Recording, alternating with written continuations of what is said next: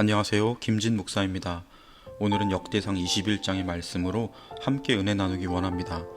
권력의 정점에 있었던 다윗은 하나님이 주신 권한을 남용해 자신의 왕국에서 동원 가능한 전사의 수를 파악하기 위해 인구조사를 실시합니다.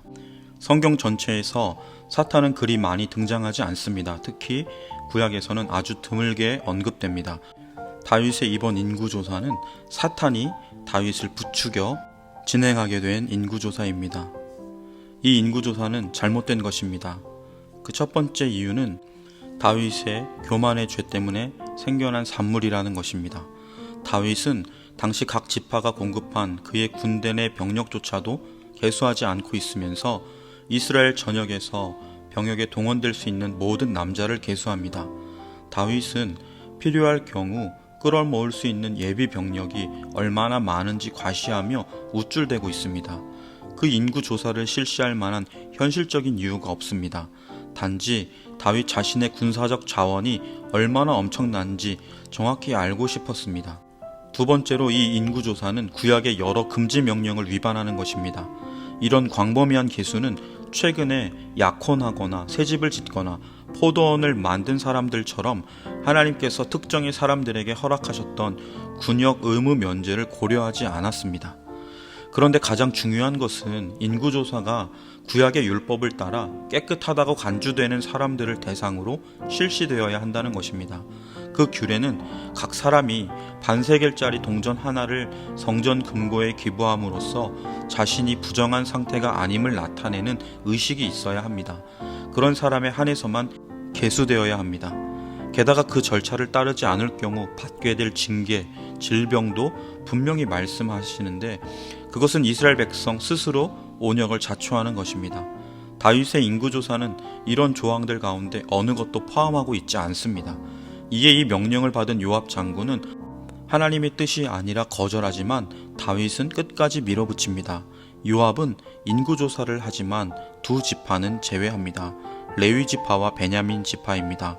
레위 지파는 민수기 1장 47절로 49절 말씀에 특별 규정이 있기에 그러했고 베냐민 지파는 한때 거의 멸절 위기에 있었기 때문에 그러했을 것입니다.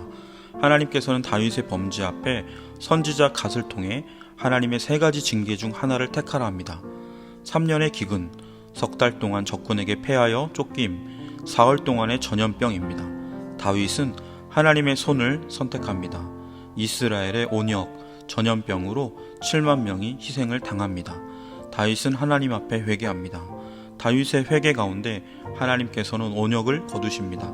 그 온역이 멈춘 곳은 오르난의 타작 마당이었는데 다윗은 그 땅을 사서 그곳에 제단을 쌓고 번제와 화목제를 드립니다. 이때 두 가지 일이 일어납니다. 하나는 하나님께서 하늘에서 그 제단 위에 불을 내리심으로써 다윗의 제사를 받으심을 계시하십니다. 그리고 온역을 내리는 천사가 그 칼을 칼집에 꽂습니다. 하나님의 징계가 끝난 것입니다.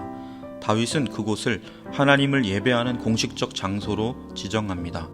당시에 성막은 기브온에 있었고 법궤는 예루살렘에 있었습니다. 그러한 가운데 이 오르난의 타작 마당을 하나님의 성전을 세울 장소라 선언합니다. 사랑하는 성도 여러분, 오늘 말씀을 보면 다윗이라도 사탄의 공격 가운데 교만에 빠져 하나님의 뜻을 거스르며 넘어집니다. 그러나 다윗은 곧 하나님 앞에 엎드려 회개합니다. 하나님께서는 다윗이 하나님 앞에 제사 드리기 전에 벌써 천사로 하여금 재앙의 칼을 멈추게 합니다. 그리고 천사를 통해 하나님 앞에 어디에서 제사를 드리라 일러줍니다. 그리고 그 후 그곳에 성전이 세워지게 합니다. 우리 하나님 아버지는 자비롭고 은혜롭고 노하기를 더디하시며 인자와 진실이 많은 하나님입니다. 그러한 하나님의 놀라운 은혜 까닭에 오늘도 우리가 이렇게 복된 생명으로 하나님 앞에 나와 찬양하며 기도할 수 있는 줄 믿습니다. 오늘 하루도 늘 우리를 품으시고 용서하시고 다시 기회를 주시고 도우시는 하나님의 은혜 안에 승리하는 저와 여러분 다 되시길 주님의 이름으로 간절히 축원합니다. 기도드리겠습니다. 참 좋으신 하나님 아버지, 매일같이 쓰러지고 넘어지는 연약한 우리를 그럼에도 불구하고 사랑하시고 은혜 베푸사 회개케 하시고 용서하시고 새롭게 하시고 새 힘을 주시어 사명을 감당하게 하심에 감사드립니다. 오늘도 주님의 이 놀라운 은혜를 기뻐하며 감사하며 주님을 더욱 의지하며 순종의 길을 걷는 우리 모두가 되게 하여 주옵소서. 감사드리며 예수님의 이름으로 간절히 기도드립니다. 아멘.